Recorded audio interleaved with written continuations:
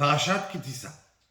Après, quand Israël, ils ont fauté dans la faute du veau d'or, l'Avodazara, et qu'Akadosh Baruch Hu, il monte vers Hara, puis Kadosh Baruch Hu, il est énervé contre Klal Israël.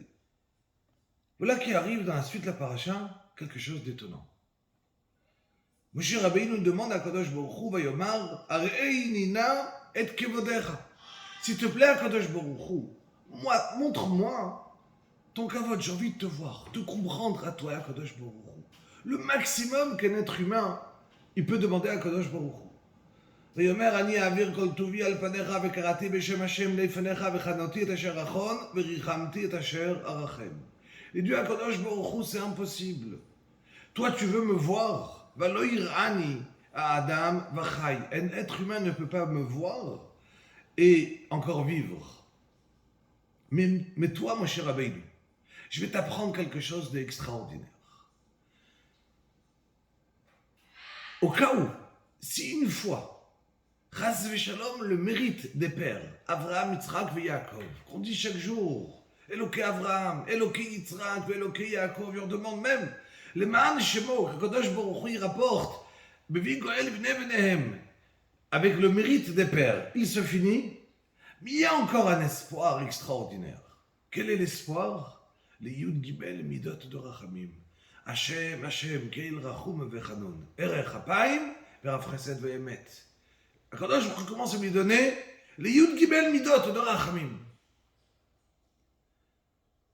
On se pose la question, comment c'est possible qu'au moment où Am Israël, ils ont fauté la pire des fautes, quand Moshe Rabbeinu vient demander pardon, Akadosh Baruch Hu, il est énervé contre le clan d'Israël, est-ce que c'est le moment de demander une chose pareille, de voir Akadosh Baruch Hu? Ils disent Chazal, un yesod, une base extraordinaire. Pour pouvoir punir, on a besoin de se rapprocher de la personne. Ou sinon, c'est plus une punition, c'est une vengeance. Prenons un exemple. Imaginons qu'il y a un papa qui est énervé contre son fils. Il lui a cassé, par exemple, un vase qui coûtait 5 000 euros, 10 000 shekels, 20 000 shekels, un vase extrêmement cher. Et le papa, il est énervé, et il vient, il met une claque à son fils. C'est du chinour, c'est de l'éducation, c'est une vengeance. La raison que tu as donnée, que tu as frappé, c'est plutôt pour te venger. Tu n'as pas voulu l'éduquer. D'une vengeance, ça ne va rien sortir de bien. Une éducation, c'est par amour. J'ai envie de t'éduquer parce que je t'aime. Donc pour pouvoir punir quelqu'un, en vérité, dans le bon sens, il y a besoin de se rapprocher de lui. C'est la raison qu'Akadosh Baruch Hu, au moment où il était exactement énervé contre Klal Israël, où il voulait punir le Klal Israël, alors Moshe Rabbeinu, il a senti la faute, elle est tellement grande, c'est le moment de demander à Akadosh Baruch Hu de se rapprocher de nous encore plus. De demander, même si le Srout Avot, il est fini, alors je vais demander à Akadosh Baruch Hu, alors, de se rapprocher avec les Yud Gimel Midot, de voir Akadosh Baruch Hu, de comprendre Akadosh Baruch Hu.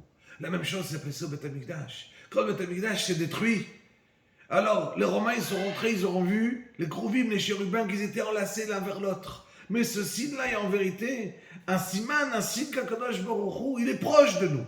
Non, car quand le Beth Amikdash était en train de brûler, c'était la pire des punitions de Klal Israël. Mais cette punition-là, en vérité, c'était un moment où Akadosh Baruch Hu s'est rapproché pour nous punir. Alors, Bezrat Hashem, chez Niske, un rapprochement final d'Akadosh Baruch Hu, ce Mishkan et le Beth Amikdash, chez Bnei Bimera Biyameinu. Amen.